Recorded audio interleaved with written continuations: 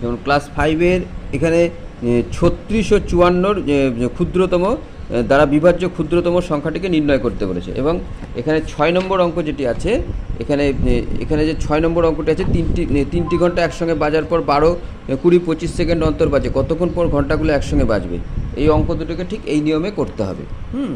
যেখানে প্রথমে 36 আর 45-এর ভাঙিয়ে নিতে হবে, দিয়ে 36, 45 লিখতে হবে। এর মধ্যে যেটা উভয়ের মধ্যে থাকবে সেটা হচ্ছে সাধারণ উৎপাদক, আর অন্য উৎপাদকগুলোকে পরপর লিখে নিয়ে তাদের গসাগুগুলো কী করতে হবে, সব কটা সংখ্যায় গুণ করতে হবে। তাহলে নির্ণয় সংখ্যাটি হবে 180। আর এখানে এই তিনটে সংখ্যার প্রথম অবস্থায় 6 নম্বরটা গুণ করতে হবে।